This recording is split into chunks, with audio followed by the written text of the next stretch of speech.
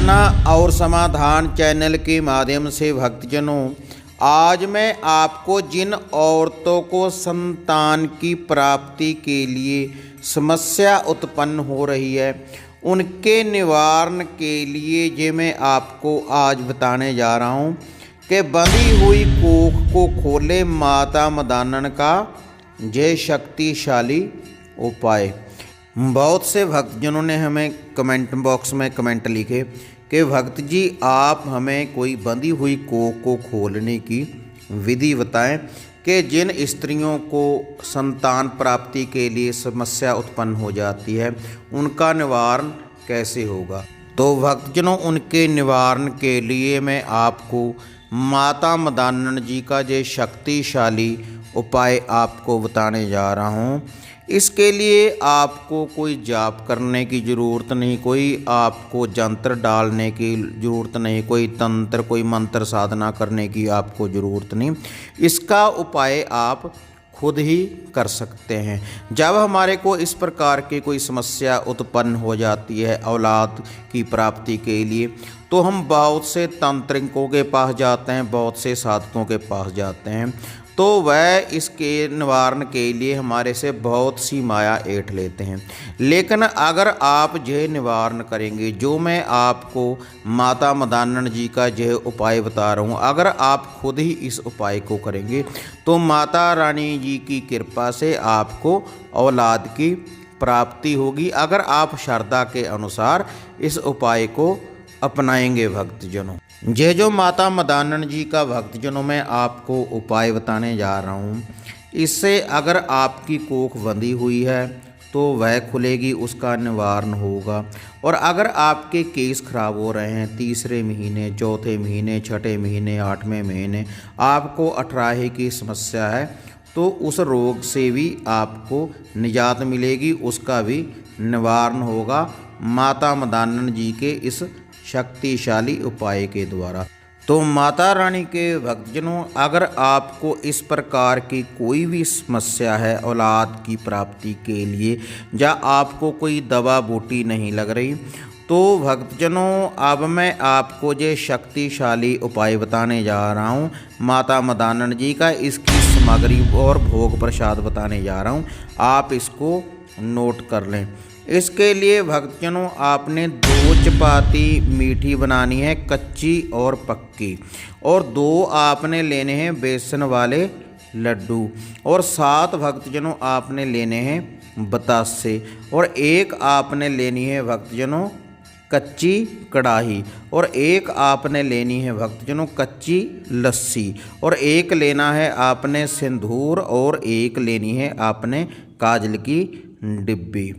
ये जो सारी सामग्री, ये जो भोग प्रसाद है, इस विधि को भक्तजनों आपने अपनाना है रेगुलर 11 दिन।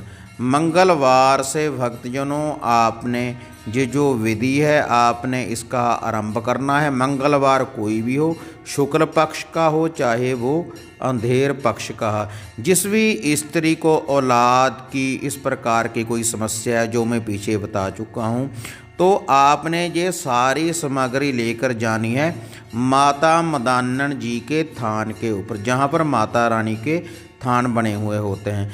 माता रानी की ये जो सामग्री, जो भोग प्रसाद है, अगर तो थान बने हुए हैं आपके पास, तब तो आपने माता रानी के थान के ऊपर ही ये सारा भोग प्रसाद अर्पण करना है। अगर थान नहीं बने हुए, तब आप ये जो भोग प्रसाद है, जंडी का पेड़ होता है, जंडी के पेड़ के ऊपर भी आप ये सामग्री, ये भोग प्रसाद चढ़ा सकते हैं।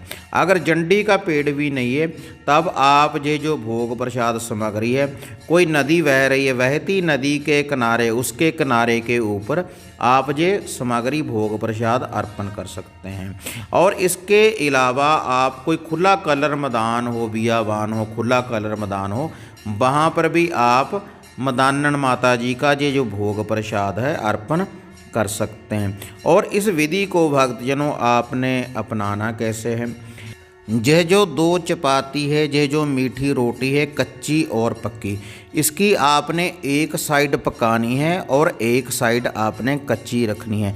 और इसमें जो मीठा डालना है आपने, या शक्कर डाल सकते हैं या फिर आप गुड़ डाल सकते हैं।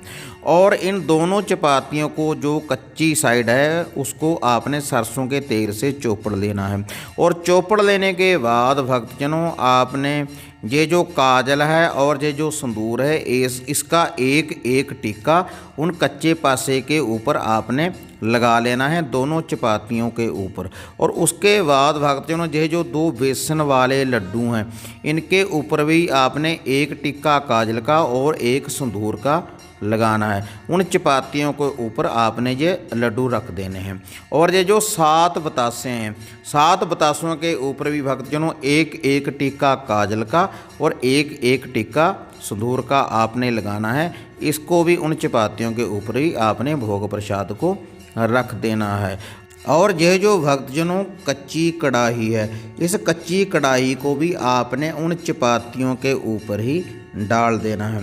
और ये जो कच्ची कढ़ाई है, ये बनेगी कैसे, इसकी मैं आपको विधि समझा रहा हूँ।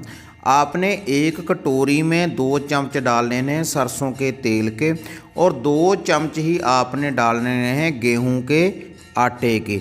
गेहूं का आटे के 2 चम्मच उसी सरसों के तेल में आपने डाल लेने हैं। और आपने उसमें 2 चम्मच ही डाल लेने हैं शक्कर या गुड़ के। और उसके बाद उसमें आपने पानी डाल लेना है। पानी डाल लेने के बाद भक्तजनों, किसी चम्मच से उस कटोरी में जो ये गेहूं का आटा है, सरसों का तेल है और ये जो गुड़ या शक्कर है, और इसको आपने हिलाना है जैसे हम हलवा बनाते हैं। और इस कच्ची कढ़ाई को उसी आपने चपातियों के ऊपर इसको भी डाल देना है, जिसके ऊपर पहले आपने 2 बूंदी वाले लड्डू रखे हैं, 7 आपने बतासे रखने हैं। उन्हीं के ऊपर आपने ये कढ़ाई भी, कच्ची कढ़ाई डाल देनी है। इसको आपने आग के ऊपर भक्तजनों नहीं पकाना। और उसके बाद आपने एक गड़बा लेना है कच्ची लस्सी का। आप किसी गड़बे में भी कच्ची लस्सी डाल सकते हैं, किसी डोलू में भी आप कच्ची लस्सी डाल सकते हैं। कच्ची लस्सी बनेगी भक्तजनों, आपने एक गड़बा भर लेना है पानी का, और उसमें आपने थोड़ा सा डाल लेना है 1-2 चम्मच कच्चे दूध के, और थोड़ा सा आपने इसमें मीठा डाल लेना है। यह बन गई भक्तजनों कच्ची लस्सी। ये जो सारी सामग्री, ये जो भोग प्रसाद है भक्तजनों, जिस स्त्री को औलाद ना होने की इस प्रकार की कोई समस्या है, उसने अपने सर के ऊपर से घुमाना है 7 बार एंटी क्लॉकवाइज, उल्टा इसको घुमाना है 7 बार। सुबह सुबह तारों की शाम में, सुबह सुबह निहार में। पहले आपने कुछ भी नहीं खाना भक्तजनों।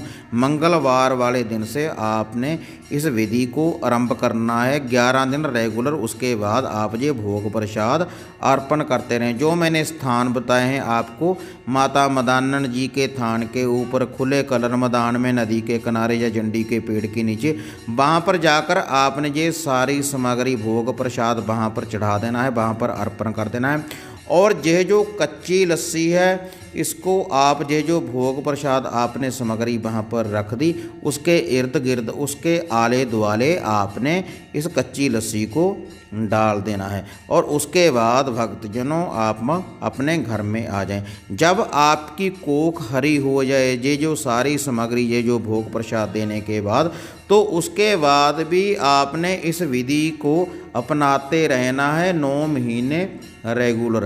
किसी भी मंगलवार वाले दिन आप ये भोग प्रसाद देते रहें। महीने में 1 बार 2 बार आपने फिर भी ये सामग्री, ये भोग प्रसाद इसी विधि के अनुसार ही देते रहना है, जब आपकी कोख हरी हो जाए। और जब आपको औलाद की प्राप्ति हो जाए, तो आपने माता रानी का हार श्रृंगार, इसका भोग प्रसाद, कढ़ाई, हलवा, पूरी, सारी सामग्री भोग प्रसाद, जो भी माता रानी की भेंट है, वो आपने अर्पण कर कर आना है माता रानी के स्थान के ऊपर। तो भक्तजनों, इस विधि के द्वारा आपके शरीर के ऊपर औलाद ना होने का कोई भी बंधन है, तो माता मदानन जी उसका निवारण करेगी, अगर आप श्रद्धा के अनुसार ये उपाय करेंगे। तो माता रानी के भक्तजनों, हम कामना करते हैं कि आपको औलाद की प्राप्ति हो और माता रानी आपकी झोली खुशियों से भर दे। अगर आपको ये वीडियो अच्छी लगी तो इसको ज़्यादा से ज़्यादा लाइक और शेयर करें। साधना और समाधान चैनल को सब्सक्राइब करें और आप मुझे अपनी दुआओं में हमेशा याद रखें। इसी तरह से एक नई विधि, एक नई साधना लेकर आपसे फिर मिलेंगे। तब तक जय माता काली, जय बाबा भैरवनाथ।